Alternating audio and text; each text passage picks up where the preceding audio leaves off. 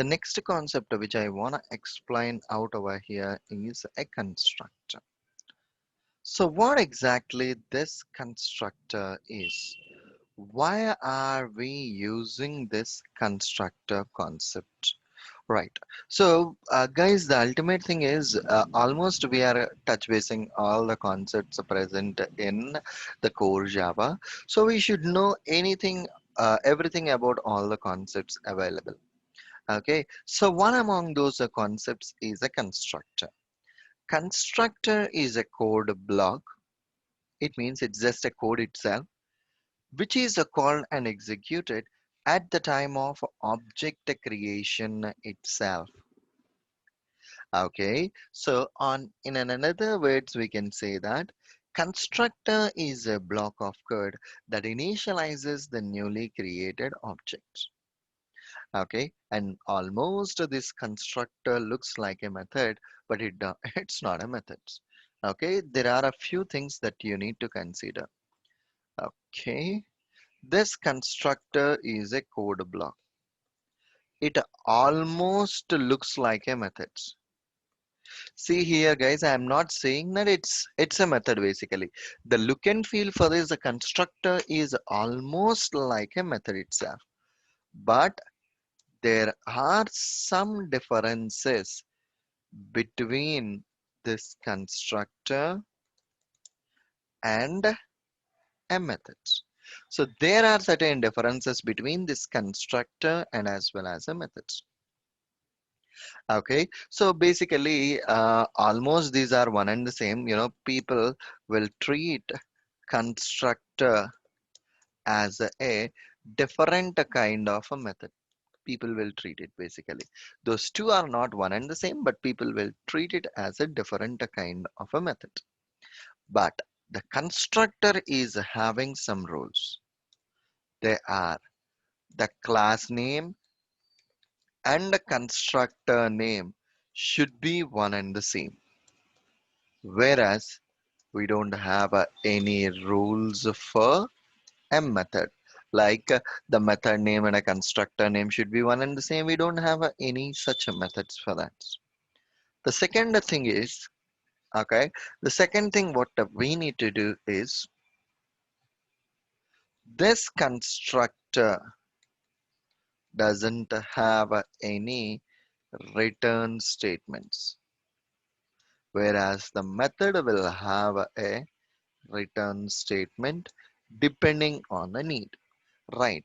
So these are the basic thumb rules specific to a constructor.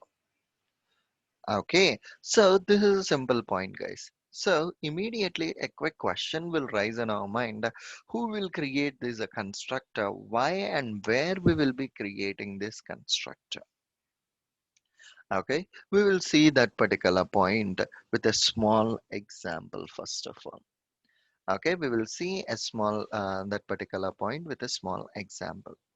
Okay, each class have a default or a no argument constructor in Java by default. So it means whenever you are creating a Java class, it has a default constructor in Java. If you have not specified any explicit constructor for the class, then your Java class will treat a default constructor for that. Cool. In Java, constructor looks like a method, but below are the things basically. Construction rules are the name of the constructor should be one and the same as a class name, and the constructor must not have any return types. And just like a method, we can pass arguments to the constructor also. It's talking about a constructor overloading, that's fine. We will see this particular point in some time. To understand more about this constructor, so what I'm doing means, let me create a new Java class. New Java class, example 16. So here, this class contains a public void login as a methods. System.out.println login is my method. And here, I'm adding a constructor here. I know my constructor doesn't have any return type. Void is a return type, so my constructor doesn't have any return type. And example 16 is the class name. That's it. That's it. That's a simple point that I have created. Example 16 is the constructor that I have created. And here it is asking that whenever I have created that, return type of the method is missing, set the return type or change it to a constructor. So I have changed it. So the problem is I haven't given an appropriate name example. That's the reason it populated like that. If you have given the same as a class name, then it won't ask the error messages. So whenever you mouse over on that, see here the top C, it's pointing it as a constructor basically. Yeah, this is a constructor. So here system.out.println default constructor. Okay, so I'm creating a print statement inside that which is a default constructor. Now create a new Java class example 17 with a main method and in which create an object. Obj is equal to new example 16. So guys, if you clearly observe, I just created an object. I haven't done anything else. Now, when I run my script as a Java application, the code present in the constructor is being called. See on a right hand side, if you go back here, see basically on an object creation on a right hand side, whenever you are placing your control and whenever you are clicking on that, it's directly navigated to the constructor definition itself. Okay, so the bottom line out over here is whenever you are using this new keyword, it is creating an object and internally it invokes the constructor for the newly created object.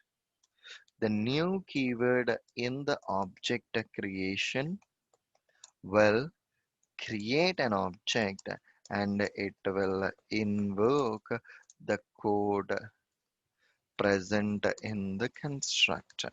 That's the reason like that you have seen this information. Okay, though I have created an object, automatically the code present in the constructor is populated just because of this particular new keywords. Okay, new keyword will be calling down this constructor. Okay, good enough. Done the deal, done up to here. And then the next point that I need to consider on top of this particular one is the different types of constructors, whatever we have. Okay, so what are all the different types of constructors we have in Java? Before going on to a constructor overloading, types of constructors. Okay, the first one is a default, and the second one is a no arguments, and the third one is a parameterized constructor. These are the three different things. Okay, so basically, when this default constructor will comes into the picture means if we haven't implemented any constructor, okay, if you haven't implemented any constructor, then the Java compiler inserts a default constructor into your code. Okay, default constructor into your code on your behalf. This type of a constructor, we can call it as a default constructor. And moreover, you didn't find, you can't see the default constructor in the Java code what you have created as it is inserted into the code in the compilation time. Okay, as it is inserted the code into the compilation time and it is there and it will be there in your dot class file. This process, we can call it as a default constructor basically. This process, we can call it as a default constructor. Okay, and one more thing is, and one more thumb rule is, if you have implemented your own constructor, then this default constructor won't comes into the picture. Okay, whenever there is a no constructor, then only the compiler will be creating that. Good. The next one is a no argument constructor. Constructor without having any parameters or arguments. We can treat it as a no argument constructor. And here, as per your need, you can write body to the no argument constructor. Okay, as per your need, you may write down the body to that no argument constructor. See, the example whatever we have created right now, it doesn't have any arguments. We can treat it as a no arguments constructor. And the last one is a parameterized constructor. Constructor with arguments. We can call it as a parameterized constructor.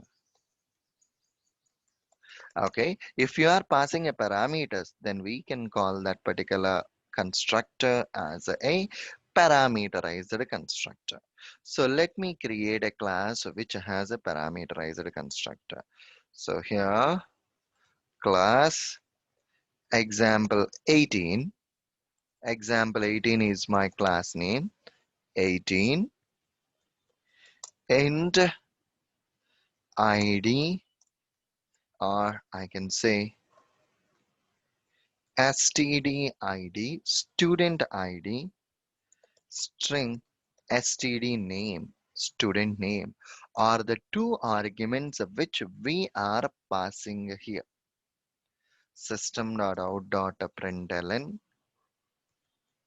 student info is plus std ID and as well as plus std name.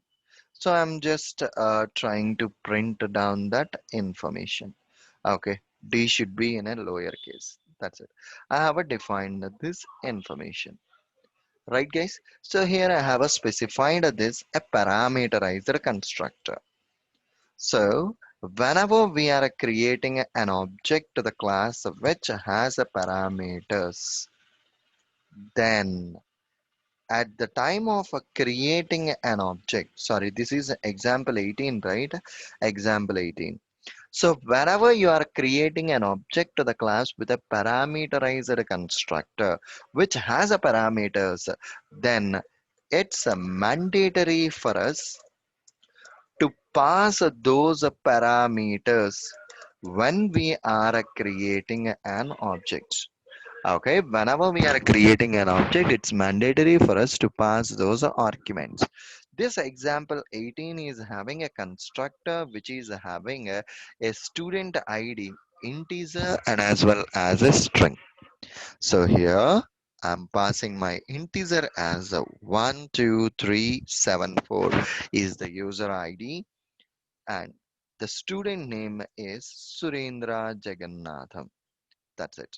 So if you clearly observe, as my class contains a parameterized constructor, I have to pass on that information at the time of creating an object itself. Now I pass it this the constructor, and when I run my test script as a Java application, see here, as for the parameters, the constructor value is getting printed to the console. Okay, good. Done the deal. Done up to here. So immediately a quick question will rise in our minds. Okay, so within a constructor, or within a class, basically, you are creating only one constructor. Can't we create a multiple constructors within a same class? Yes, of course, you can do that. We can create a multiple constructors in same class, but only thing is with different arguments. We need to pass on that information. See, the thumb rule is a constructor means definitely the class name should be one and the same. Only the rule which it is changing out over there is, okay, the rule whatever it is changing out over there is this one, which is these names. If we are good to change, then it's really good to go. Okay, if we are good to go, then it's good. So let us see here. Let me create example 18 int I system dot int I system dot out dot println int value is plus I. The same way, example 18 without arguments system dot out dot println no arguments for this. See here, if you clearly observe, this class contains three different constructors, one without having an arguments, one with the one arguments, and the another with the multiple arguments. Okay, see here, if you observe all the things, the name should be one and the same. The only thing which is changing here inside is an arguments. There is a separate concept, we can call it as an overloading. Overloading will apply in the same class, same name with different arguments. In the current situation, the constructor is the same with different arguments. Hence, we can call it as a constructor overloading concept. We will see more about this constructor overloading concept in the tomorrow's session.